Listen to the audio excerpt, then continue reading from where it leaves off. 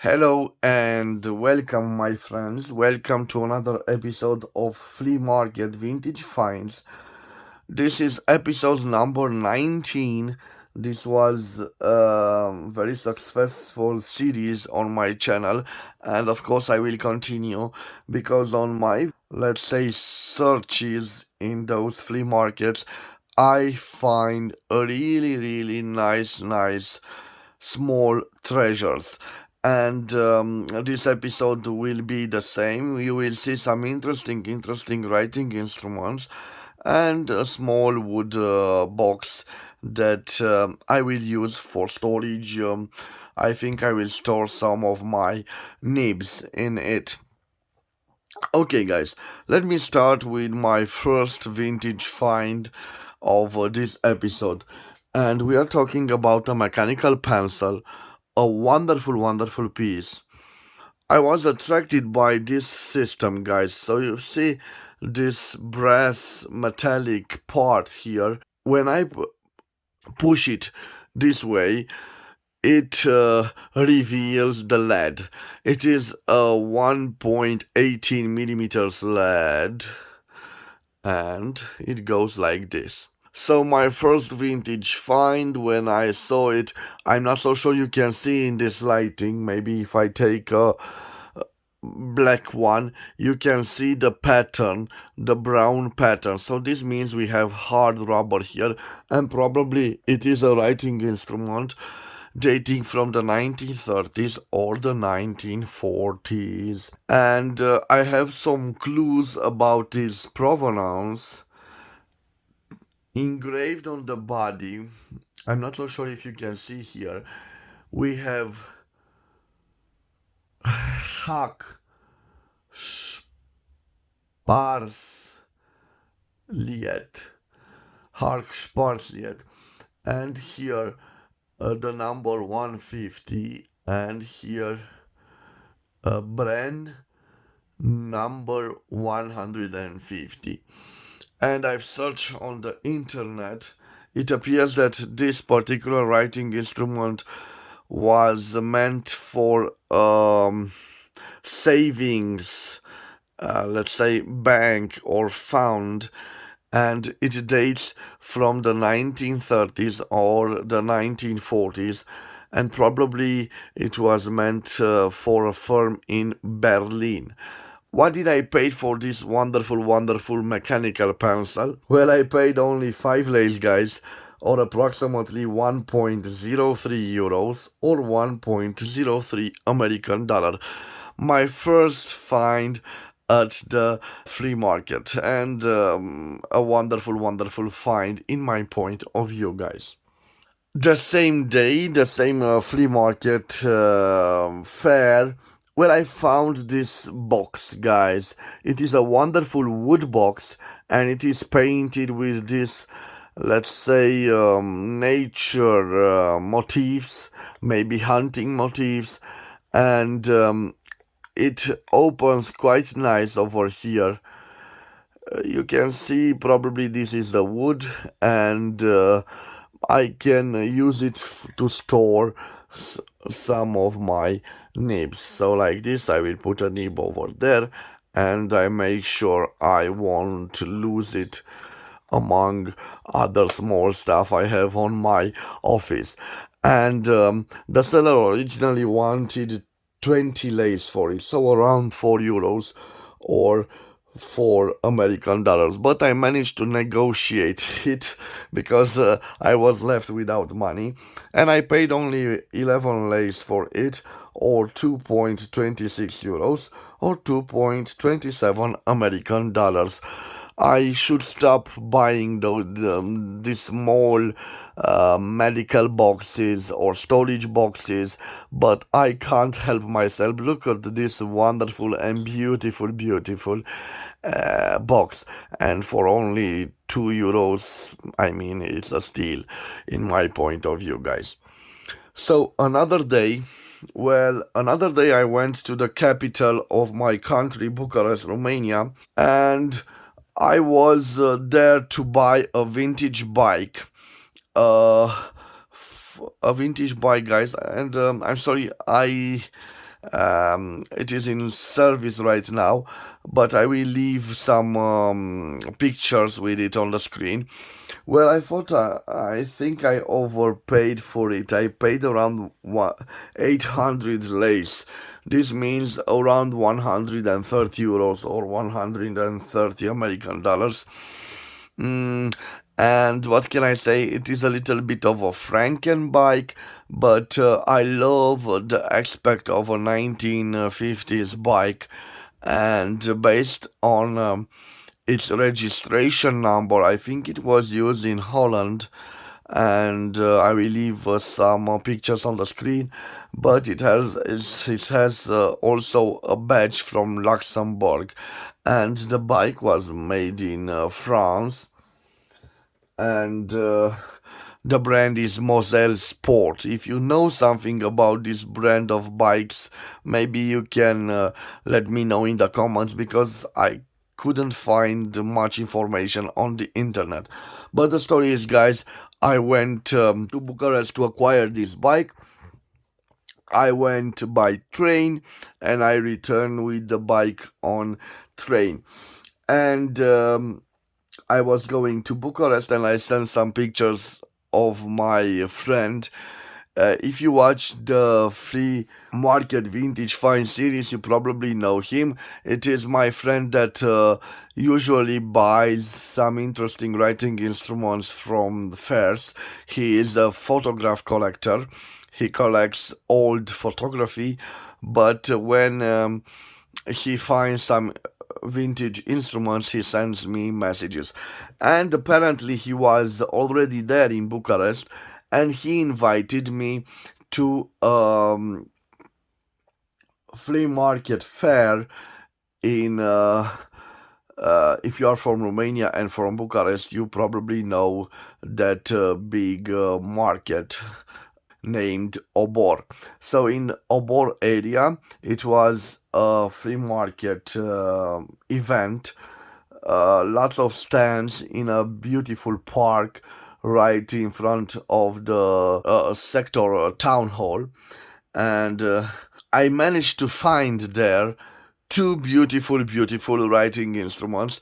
I found also some vintage fountain pens, but they were asking crazy prices like 100 euros a piece. And usually at free markets, this is, let's say, a very high price. When I go to flea markets, I tend to buy objects in the 50 euros mark, so no more than 50 euros. This is my rule.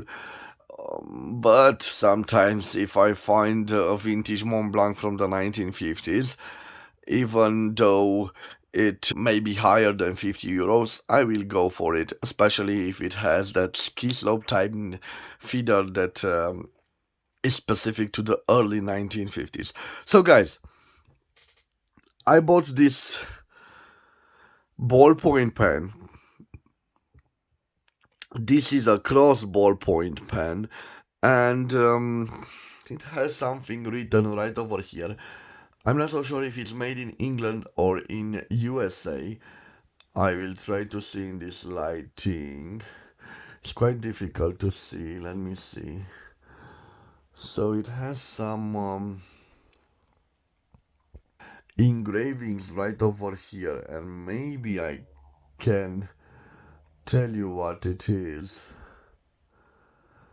So something related to the plating, the gold plating, but I was expecting to see England or USA. And yes, this is a USA made ballpoint pen, quite in a nice condition, and I paid for it only 20 lays, guys, or approximately 4.11 euros or 4.12 American dollars.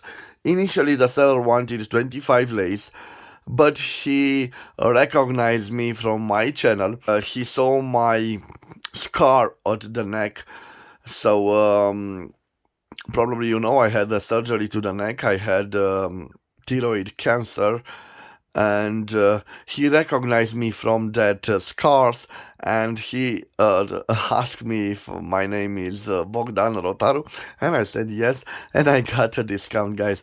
So this for €4, and this was the most beautiful find at that flea market at Bucharest, and this is probably a brand that is not familiar with you, Typhoon.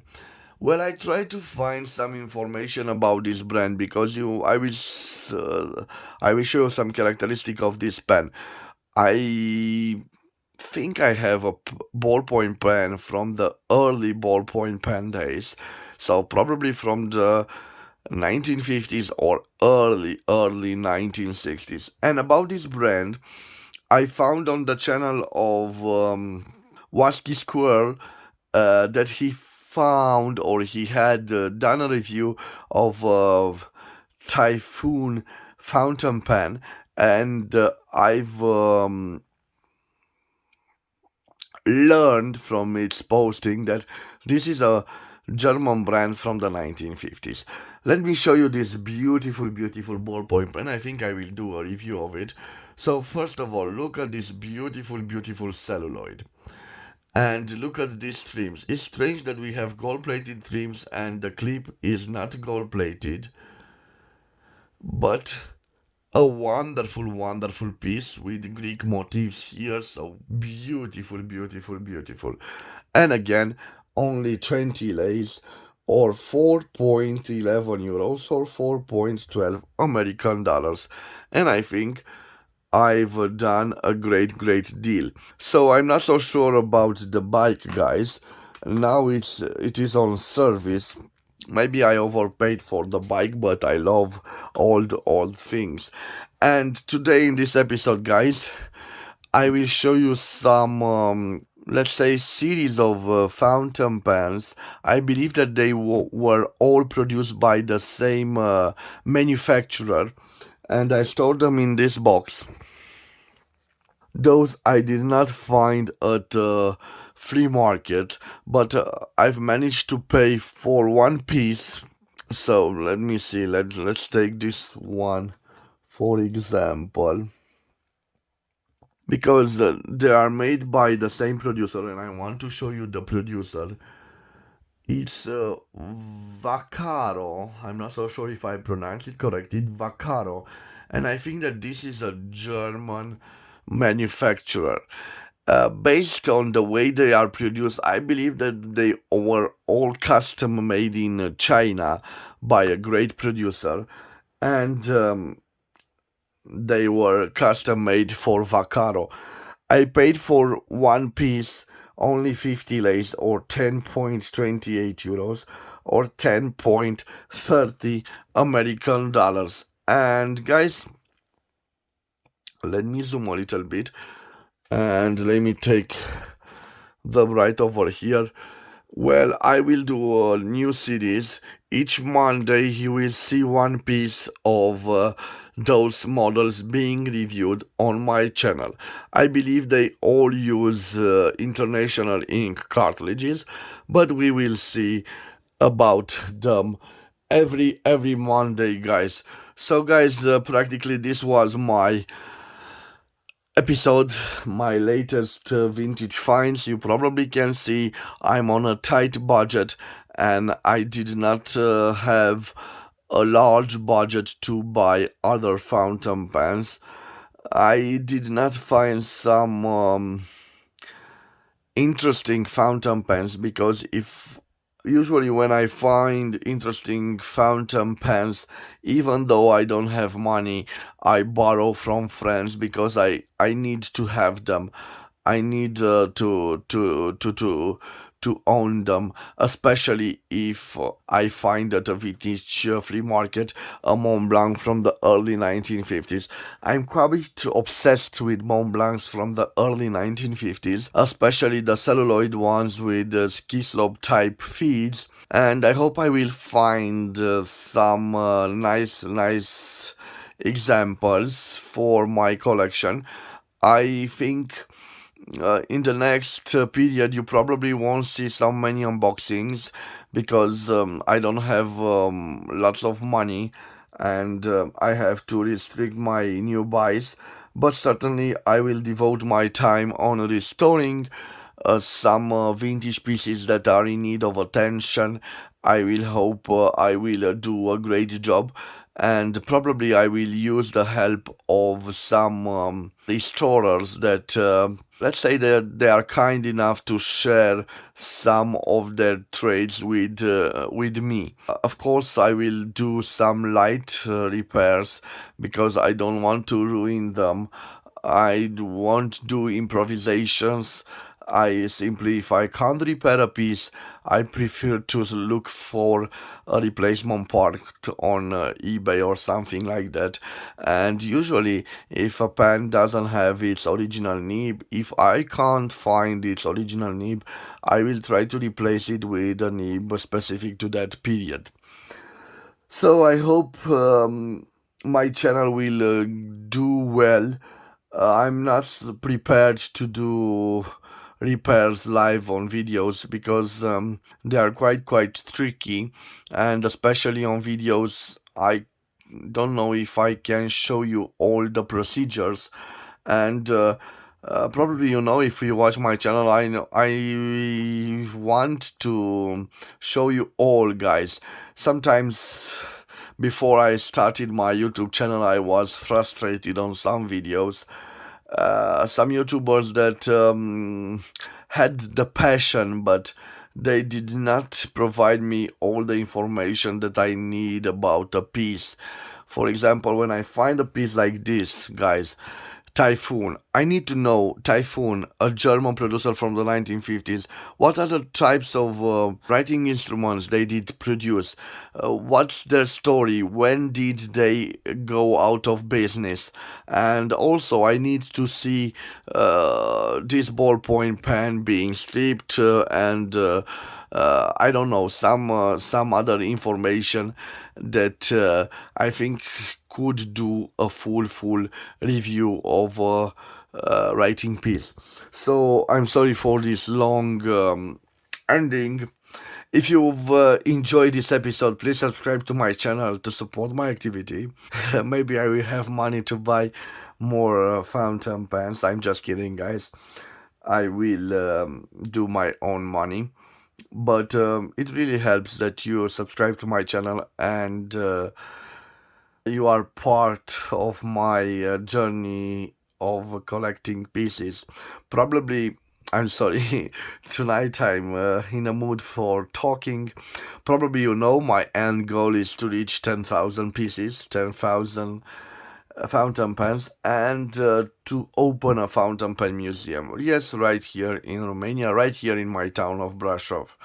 Without the help of funds from EU or from local government, no, it will be my private business, and that's why I will have full autonomy of my pieces, of my display, and all my stories. Yes, it is an ambitious project, but I think in 10 years you will have the chance to visit a fountain pen museum. I hope I will do a great job. Of course, I need to learn and I need to visit some similar fountain pen museums out there. I did not visit the famous Mont Blanc Museum, and there are several museums in Italy I need to visit to do my research. But we will see, guys. Now I'm in the fun part of collecting and acquiring new pieces. I need to add different types of fountain pens. You probably can imagine a fountain pen museum not dedicated to only one brand but to all the brands in the world. It will be quite difficult to accumulate all the significant fountain pens, but also how to display them. So it will be a challenge. If you have ideas, please leave them in the comments. And I want to thank you. I promise this will be the last intervention in this video. I want to thank you guys because you've subscribed to the Pen Collector channel on Facebook. It is a group. I'm not so sure how to deal with this increase of members. Usually that fountain pen group was for me to post my new videos as a link to my YouTube channel, but I need to let's say to challenge the community. I need to present some new material on that Facebook page, Facebook group. I hope I will have the time to do it. And that's it, guys. I want to wish you to have a wonderful day wherever you are. Thank you for your time. Thank you for viewing this video. I will see you again at the next episode. Till then, bye bye. And God bless you all, my friends.